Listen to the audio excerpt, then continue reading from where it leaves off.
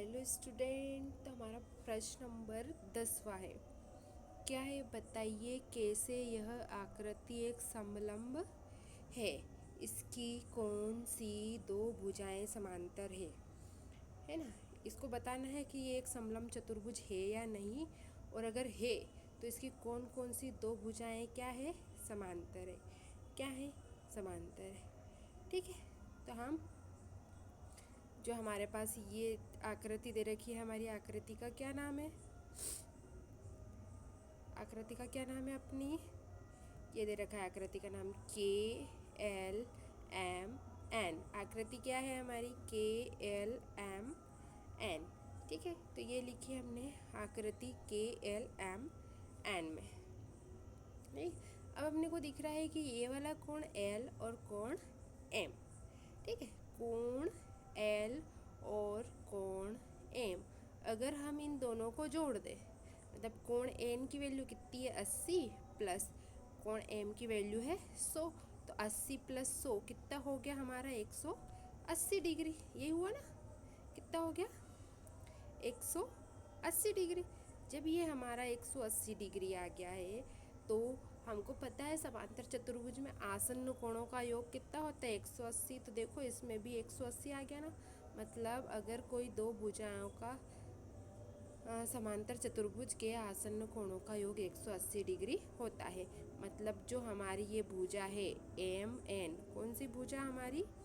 भुजा MN। ये दिख रही है आपको भुजा MN, और MN किसके समांतर है? KL के समांतर। किसके समांतर है? KL के समांतर। क्यों? क्योंकि ये समांतर चतुर्भुज जो होता है हमारा, उसमें आसन्न कोणों का योग 180 होता है ना। मतलब उसकी जो भुजाएं हैं वो कैसी है? समांतर है। कैसी है? समांतर है। तो ये हमारा जो चतुर्भुज है, इसकी दो भुजाएं समांतर मिल गई हमको। कौन कौन सी मिली? एक तो भुजा, कौन सी भुजा? NM, और एक NM के समांतर। इसको कैसे डिफाइन लिखते हैं हम? देखना, NM समानांतर। ये ऐसी दो बड़ी लाइन खींची है, इसका मतलब समांतर है किसके? KL के। किसके समानांतर है? KL के, है ना। तो जब ये KL के समानांतर है, तो दो भुजाएं एक आपस में समानांतर हो गई, समानांतर हो गई। अब अगली भुजा देखते हैं। ये वाली समानांतर है क्या? इसके सामने वाली देखना जरा, क्या है अगली भुजा?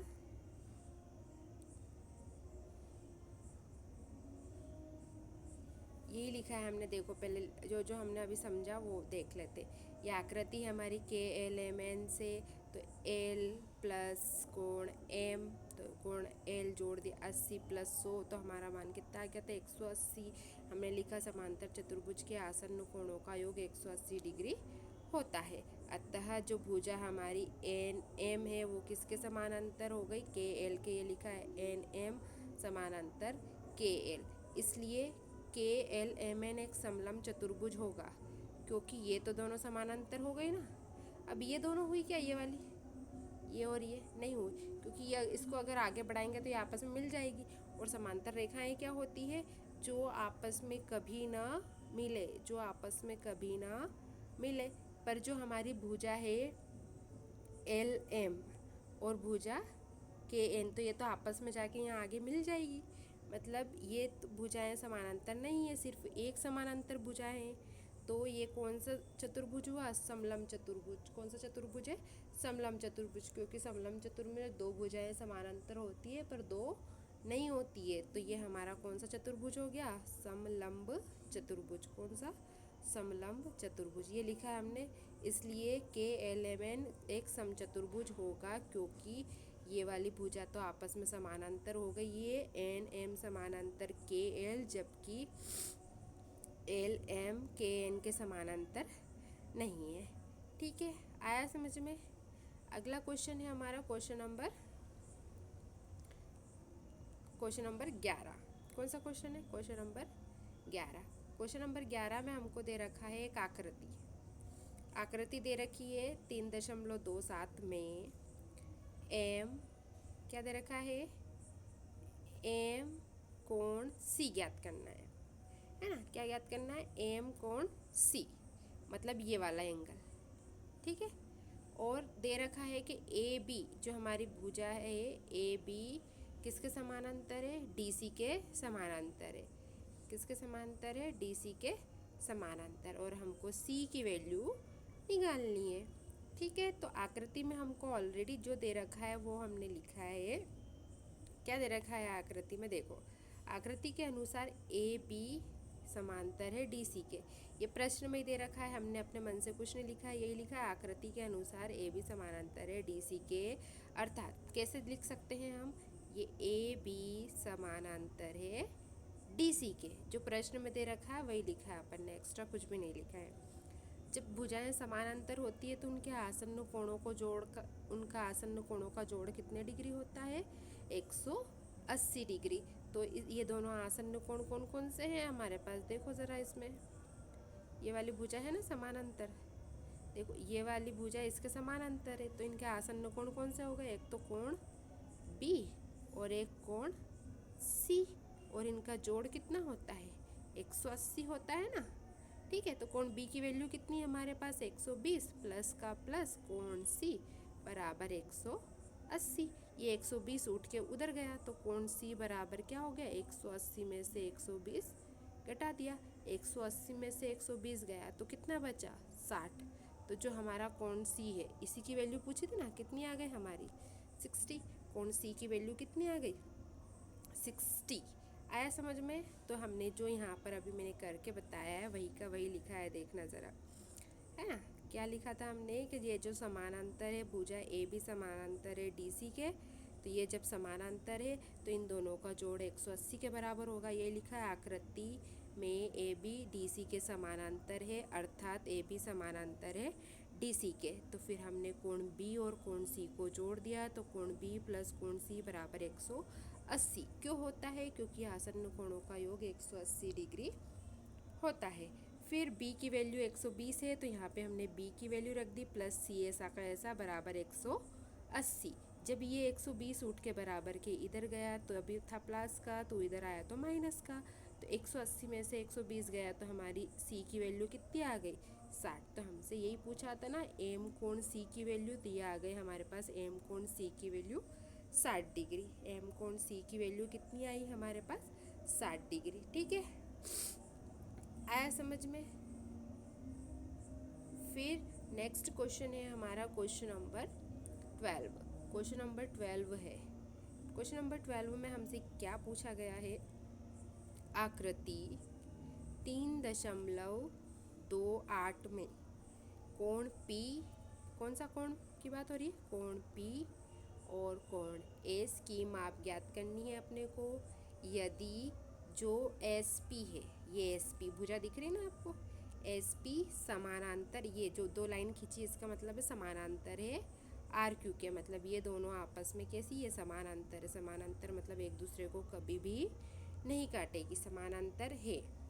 फिर यदि आप M कोण R, कौन सा कोण की बात हो रही है, R वाले की, तो M कोण R ज्ञात करते हैं, तो क्या M कोण P को ज्ञात करने की एक अलग विधि है ना। तो M कोण इसको निकाल लेते हैं, ठीक। तो आपको प्रश्न समझ में आया कि ये दोनों समानांतर है हमारे पास। कौन कौन सी भुजा समानांतर है, एक तो SP समानांतर है RQ के, और इसकी वैल्यू दे रखी है ना। अब देखना ज़रा,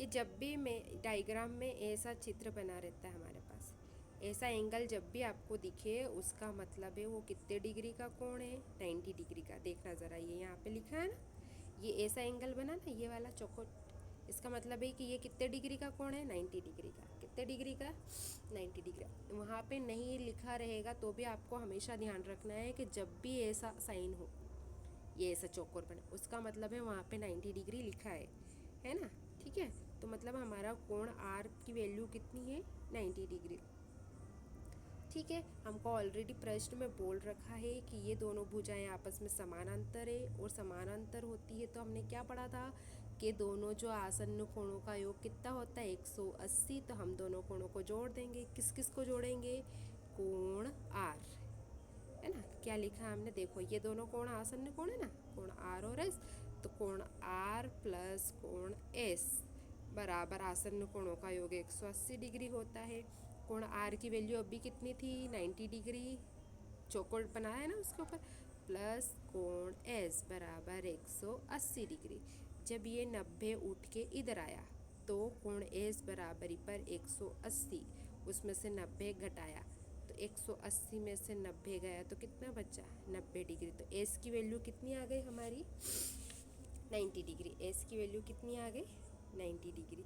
ठीक है, तो यहीं पे हमने निकाला कि एस की वैल्यू जो है हमारी वो कितनी आ गई है, 90 डिग्री। कितनी आ गई है, 90 डिग्री। देखना ज़रा, ये तो 130 था से ऑलरेडी हमारे पास 130। ठीक, ये यहाँ पे कौन सा कोण था, पी क्यू आर, और ये अभी निकाला हमने तो इसकी वैल्यू कितनी आ गई हमारी, 90, और ये तो 90 दे ही रखा था प्रश्न में। ठीक, फिर देखो ये यही लिखा है जो अभी अपन ने सॉल्व करा था, आकृति पी क्यू, आकृति के अनुसार ये समानांतर थी, वही लिखा है हमने। एस पी समानांतर है, जो एस पी समानांतर है आर क्यू के, ये लिखा है। तो आर प्लस कोण आर प्लस ये आर और एस को जोड़ दिया था तो ये कितने का होगा, 180। क्यों, आसन्न कोणों का योग 180 डिग्री होता है। ठीक है, आर की वैल्यू यहाँ पे 90 दे रखी है तो यहाँ लिखा 90 प्लस कोण एस बराबर 180। जब 90 उठ के उधर गया तो 180 में से 90 घटा दिया तो कोण एस की वैल्यू कितनी आ गई, 90 डिग्री आ गई। ठीक है, यहाँ तक कोई प्रॉब्लम, इतना आ गया सबको समझ में।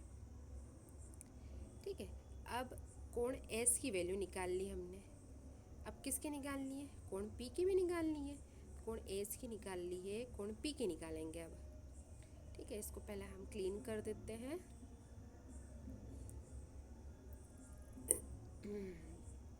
कोण पी की वैल्यू निकालने के लिए हम देखो, ये आपको क्या दिख रहा है, चतुर्भुज, और उसमें से 3 एंगल निकल गए हैं, हमने अभी निकाल लिए हैं।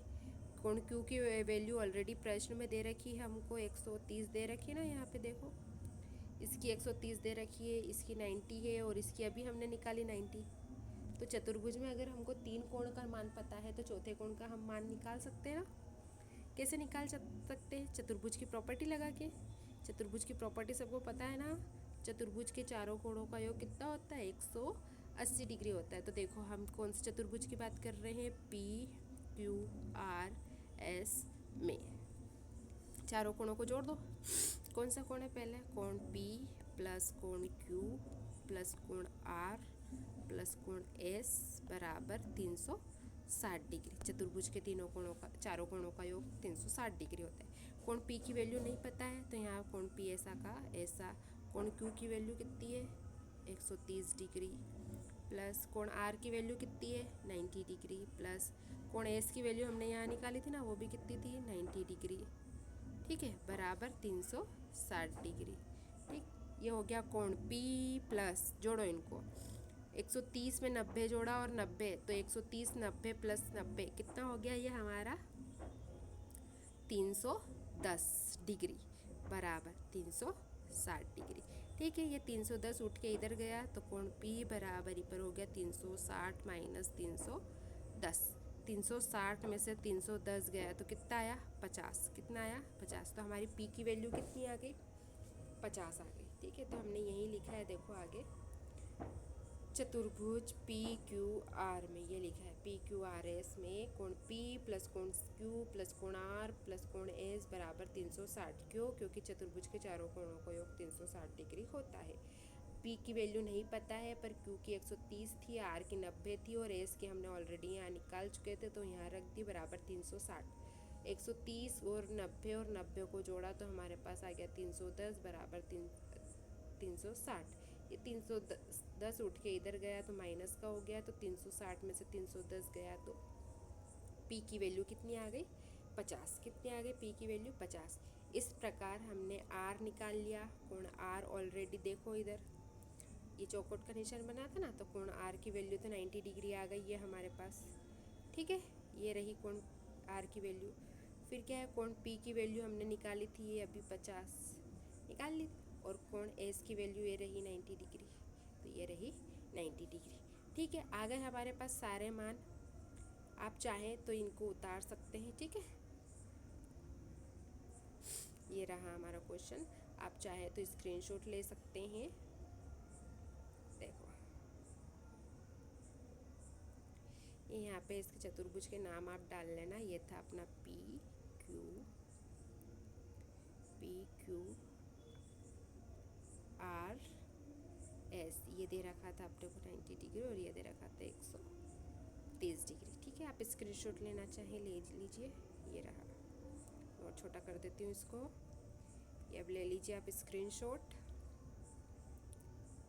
हो गया ये, और नीचे का ले लीजिए ये। ठीक है, मिलते हैं नेक्स्ट वीडियो में। Thank you.